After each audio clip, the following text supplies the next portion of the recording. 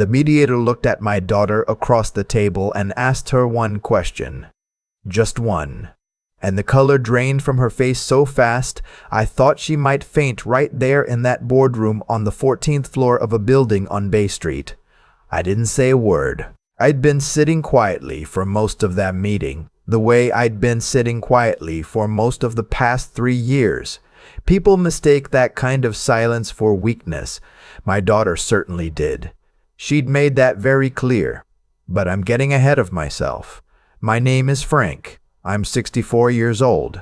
I spent 31 years as a forensic accountant with the Canada Revenue Agency before I took early retirement in 2019. I know how money moves. I know how it hides. I know every paper trail and every gap where a paper trail should be, but isn't. It's not glamorous work. It's not the kind of thing you talk about at dinner parties, but it's the kind of work that teaches you patience. It teaches you to watch, to wait, to never tip your hand before the evidence is complete. My wife, my late wife, used to say I was the most unreadable man she'd ever met. She didn't always mean it as a compliment, but she said it with a kind of fondness that I still hear in my head some mornings when I wake up and the house is too quiet. Her name was June.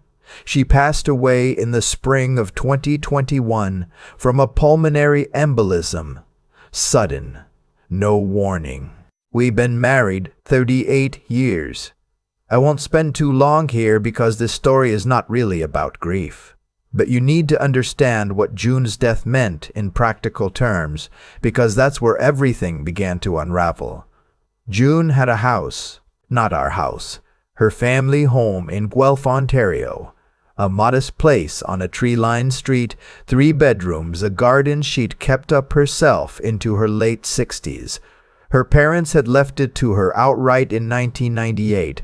It was hers entirely. Worth, as of her passing, somewhere around $840,000. Ontario real estate had been kind to that property over the decades.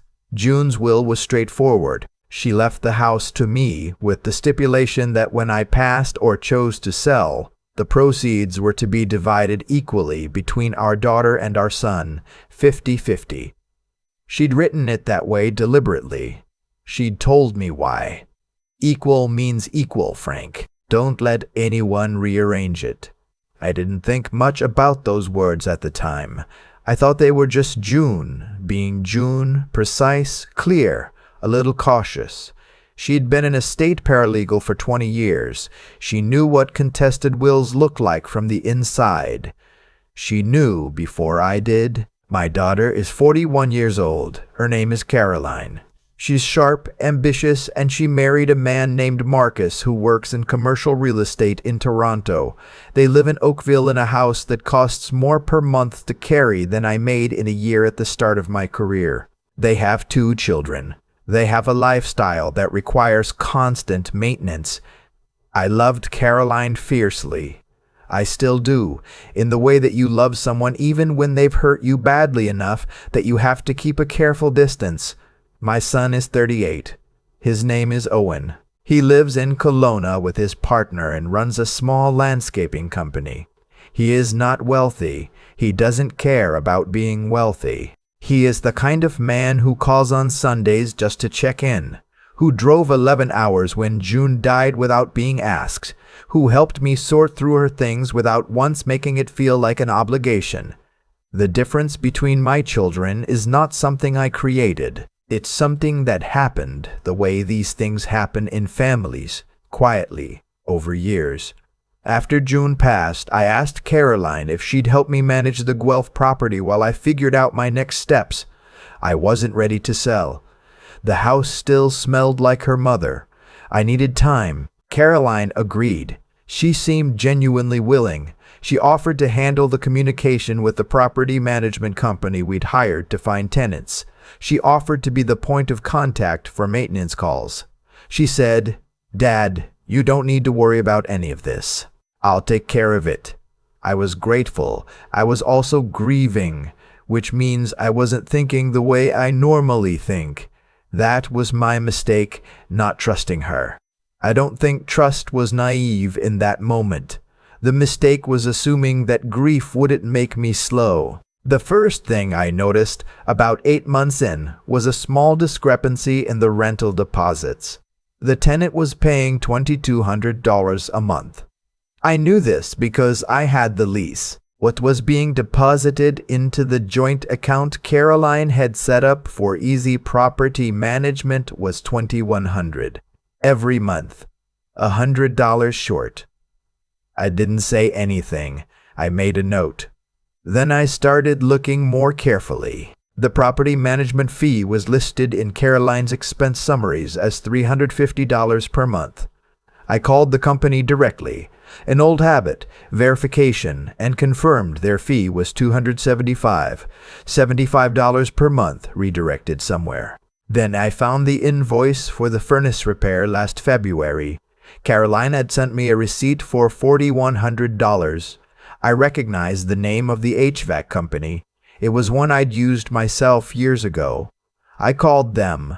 The actual invoice was $2,600. $1,500. Gone. I kept going.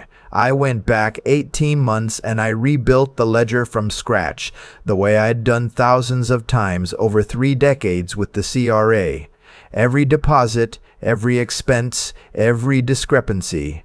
It took me 2 weeks working in my kitchen at night with a pot of tea and my reading glasses. When I was done, the total was just over $22,000. $22,000 skimmed from her own mother's house, from her inheritance, from her brother's inheritance. I sat with that number for a long time. I didn't call Caroline. I didn't call a lawyer. I didn't say a word to anyone, not even Owen. I just kept the file and kept watching. The situation changed in the winter of 2023. Caroline and Marcus had been pressuring me, gently at first and then less gently, to sell the Guelph property. The market was softening, they said, better to move now. They'd found a real estate agent, a friend of Marcus's, who could list it quickly. They'd take care of everything. I just needed to sign. I told them I wasn't ready. Caroline's tone changed after that. Not dramatically, not in a way that anyone else would have noticed. But I noticed. The Sunday calls became shorter. When I mentioned Owen's name in conversation, there was a pause that hadn't been there before. At Christmas that year, Marcus made a comment at dinner, something about how it was difficult for them to plan financially when assets were just sitting there. He said it lightly, the way people say things they mean seriously. I looked at him across the turkey and I said, I understand. And then I went back to eating. In January 2024, Caroline told me she'd spoken to a lawyer. She said she was concerned about how the estate was being managed. She said she had questions about whether the current arrangement was in her best interest, given that she'd been doing so much of the administrative work without compensation. She used the word compensation.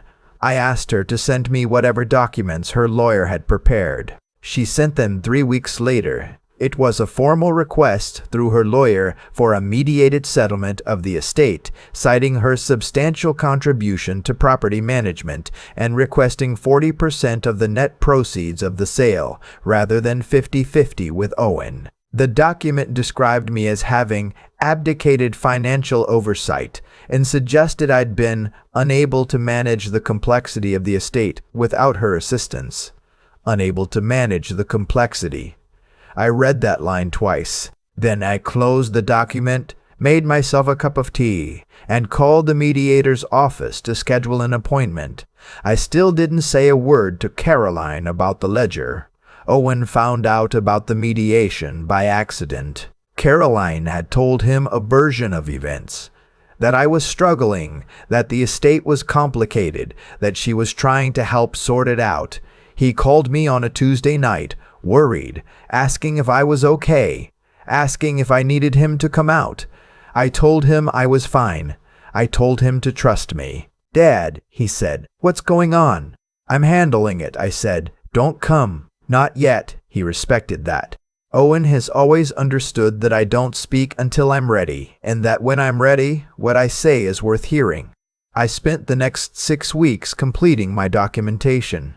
Every discrepancy, Every receipt cross-referenced against the actual vendor invoice, a timeline, a summary, 12 pages, single-spaced with attachments, the kind of report I used to submit to the Crown when we were building a case for tax fraud.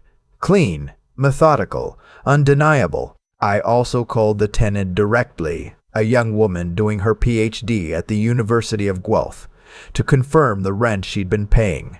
She confirmed $2,200. She was surprised anyone was asking. She'd assumed everything was going to the right place. I thanked her. I told her everything was fine. Then I printed 3 copies of the report and put them in a drawer.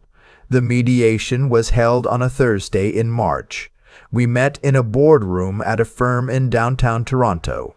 Caroline arrived with Marcus and her lawyer, a well-dressed woman named, well, it doesn't matter what her name was.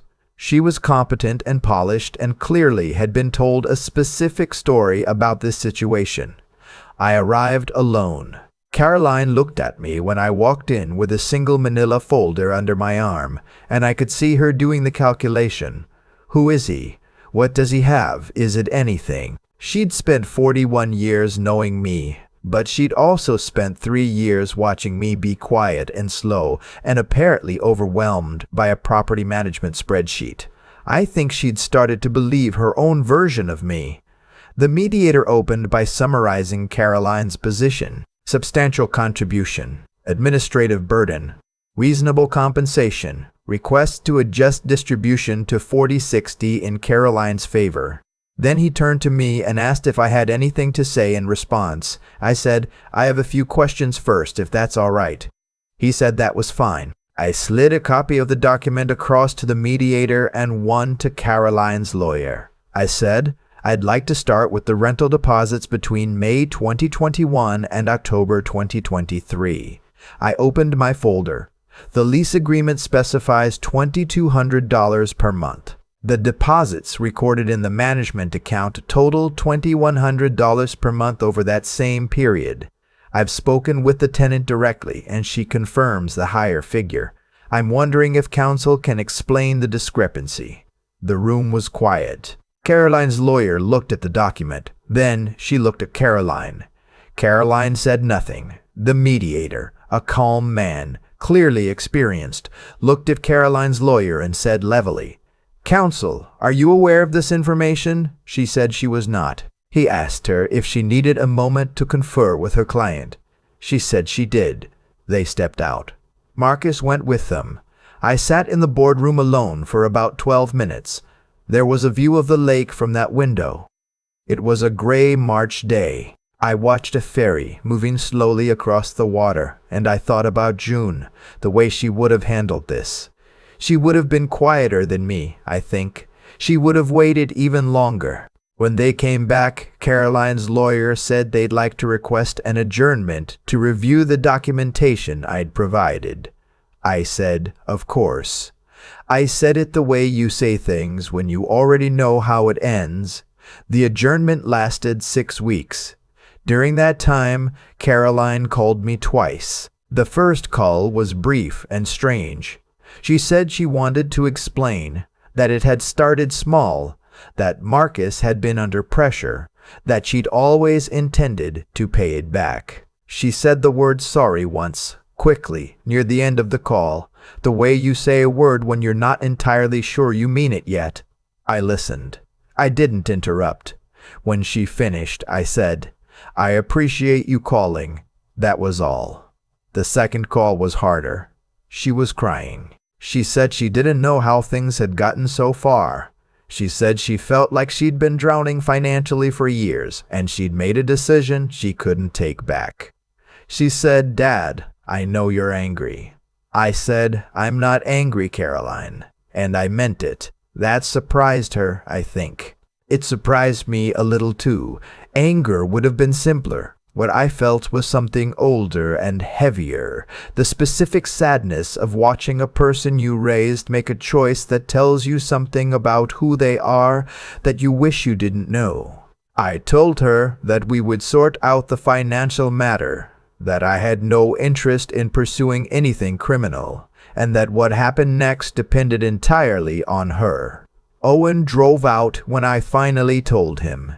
He sat at my kitchen table and read through the summary document without speaking. When he finished, he set it down and looked out the window for a while. He said, "Dad, I'm so sorry." I said, "You have nothing to be sorry for." He said, "She did this to Mum's house?" I said, "Yes." He was quiet again. Then he said, "What do you want to do?" That was the right question. That's the question Owen always asks. Not what should be done, not what's fair, not what people would think. What do you want to do? I said I wanted to sell the house, divide the proceeds 50-50 as June had intended, deduct the $22,000 from Caroline's share, and be done with it. I said I wanted no lawyers, no courts, no further mediation if we could avoid it. I said I wanted, if it was possible, to still have a relationship with my daughter at the end of this. Not the same relationship. A different one built on something more honest. Owen said, "That sounds like you. We sold the Guelph house in June of 2024. The proceeds were just over $900,000 after fees. $22,000 came off Caroline's share. She did not contest it. She signed the agreement without her lawyer present, which I think was her way of acknowledging something she couldn't say out loud. The day the sale closed, Marcus sent me a text. It said, 'Thank you for handling this the way you did.' I didn't respond to that. I see Caroline about 4 times a year now. We have dinner. We talk about the grandchildren, about the news, about small things. There's a distance between us that wasn't there before, and I don't think it will ever fully close. I've made my peace with that. Some doors, once opened, change the shape of the room permanently. Owen calls on Sundays. Sometimes we talk for an hour. Sometimes we just check in and hang up, and that's enough. I still live in the same house June and I shared for 23 years. I still make tea at night. I still work at the kitchen table sometimes, though there's no case anymore, no ledger to rebuild, no discrepancy to trace. People ask me sometimes, friends, a few former colleagues, how I managed to stay quiet through all of it. How I didn't confront Caroline the moment I found the first discrepancy. How I sat in that boardroom and waited. I tell them it's not complicated. I spent 31 years learning that the truth doesn't need your help to arrive. It just needs time and a clear record, and someone patient enough to let it speak on its own. June knew that. She built her will to be clear and resistant to rearrangement for exactly that reason. She'd spent 20 years watching families tear themselves apart over estates, and she'd done everything she could to protect ours. I think about that often. How she knew. How she wrote it plainly anyway, knowing that plain words sometimes aren't enough, but writing them down regardless because they're what she had. She was smarter than me in most ways. I just happened to be the one who was still here to finish it. I've been thinking about that boardroom a lot lately, not the confrontation itself. I've replayed that part enough that it's lost most of its edge, but the quieter moment just before it. Sitting there with my folder, watching Caroline arrange herself on the other side of the table, and feeling something I can only describe as a kind of sadness that had already finished grieving. The anger was gone. What was left was just clarity. I think about what made that moment possible, and it wasn't luck, and it wasn't strategy in the cold, calculated sense people sometimes assume when I tell them the story. It was 3 things that I'd spent a lifetime building without ever naming them out loud. The first is simply doing right by people, even when it costs you something. June built her will to be fair. Equal means equal, because she believed that fairness was worth protecting, even after you were gone. I honored that, not because it benefited me, but because it was what she'd asked and what Owen deserved. Caroline's choices moved in the opposite direction, quietly, over months, and I think she told herself a story about why it was acceptable. That's what happens when we let our own comfort become more important than our obligations to the people who trusted us. The consequences weren't punishment from any outside force. They were just the natural result of what she'd built. The ledger always balances, one way or another. The second thing is the discipline of understanding, really understanding what's in front of you. 31 years with the CRA taught me that. You don't react to what something looks like. You wait until you know what it is. When I found that first $100 discrepancy, I could have called Caroline immediately, and it would have been a fight, and nothing would have been provable, and I likely would have lost. Instead, I rebuilt the ledger. I cross-referenced every invoice. I called the tenant, called the HVAC company, called the property management firm. I didn't trust my instincts. I verified them. That's not coldness. That's respect for the truth. You can't defend what you don't fully understand, and you can't fix what you haven't accurately diagnosed. The third thing is the willingness to hold on when holding on is hard. There were nights in that kitchen, pot of tea going cold, reading glasses sliding down my nose, when I wanted to stop, not because the work was difficult, but because it was lonely. Because every page I turned confirmed something about my daughter that I didn't want confirmed. Staying the course through that, not for revenge, not even for justice exactly, but because it was the right thing to finish that took something I don't have a tidy word for. Stubbornness, maybe, or just the refusal to let grief make the decisions. Owen asked me once, after it was all done, if I felt better. I told him I felt settled, which is different. Better implies something was broken and got fixed. What actually happened is that I stopped carrying something I'd been carrying for too long, and the weight of it was finally somewhere other than inside me. I still have dinner with Caroline 4 times a year. I still love her. Both of those things are true at the same time, and I've made peace with the fact that love doesn't require pretending. June was smarter than me in most ways, but she left the finishing to me, and I did my best to deserve that.